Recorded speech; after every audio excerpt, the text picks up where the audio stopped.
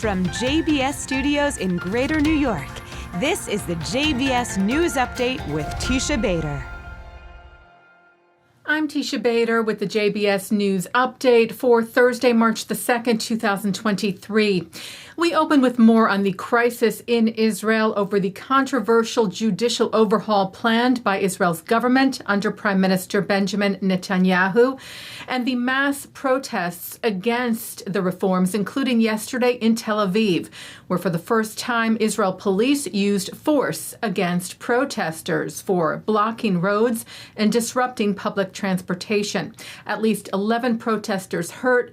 Several police officers also reported hurt, and some 39 protesters arrested, most of whom have now been released. In the aftermath yesterday, there was a bipartisan call for talks from members of Netanyahu's own Likud party, Yuli Edelstein and Dani Danon, joining together with members of the opposition, Gadi Eisenkot and Chili Tropper, who wrote an open letter saying public and elected representatives have an obligation to act immediately to end the disputes and to reach an agreement, and above all, to stop the danger of disintegration that lies before us as a society and as a country. Danon tweeting, "You can support the legal reform and at the same time call for negotiations." Netanyahu addressed the Israeli public later last night about the current situation, but did not make note of the initiative. He did say, "I am calling for a halt to the violence, and I believe and hope that we will soon find a path to dialogue." The Prime Minister said, "Citizens of Israel, the right to demonstrate is a fundamental democratic value. However, freedom to demonstrate is not freedom to bring the country to a halt." Netanyahu also, in the same speech, mentioned the rampage in the Palestinian town of Huwara several days before, after the murder of two Israeli brothers there, where Jewish extremists set fire to cars and homes, and one Palestinian man was shot dead, many others injured. Netanyahu saying, "I told the lawbreakers," meaning in Huwara, "we will not tolerate a situation in which everybody does what they deem fit." Reportedly also saying, "We won't accept violence in Huwara, and we won't accept violence in Tel Aviv." And then today, responding to sharp criticism and condemnation of the reported comparison between the protests in Tel Aviv and the deadly rampage.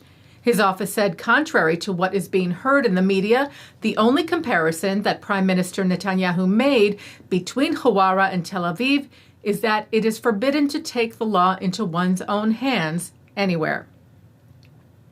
Turning now to some other news, the JTA reports that a heavily armed Michigan man who had threatened Jewish officials over social media has been arrested by the FBI. The suspect tweeted about 2 weeks ago that he was heading back to Michigan from Texas, apparently, now threatening to carry out the punishment of death to anyone that is Jewish in the Michigan government if they don't leave or confess, citing an affidavit from the FBI. Jewish Attorney General Dana Nessel tweeted that she was among those targeted. The Anti-Defamation League said law enforcement had reached out to us. "We have been carefully tracking. This is just the latest," they wrote, "in a series of incidents targeting Jews and public officials in Michigan." Well, the IDF today concluded a 10-day joint exercise with the U.S. Marine Corps Central Command in Israel, Intrepid Maven, which it said strengthened cooperation and mutual learning between artillery and infantry troops. The Marine Command wrote of the joint drill that it demonstrates Marine Corps Forces Central Command's commitment to our IDF partners and consequentially the ultimate strengthening of regional stability, saying it contributes to building and maintaining interoperability and readiness, which deters external threats. Adding the Intrepid Maven exercise series will further improve on already strong military-to-military relations, which strengthens interoperability and ultimately mutual security.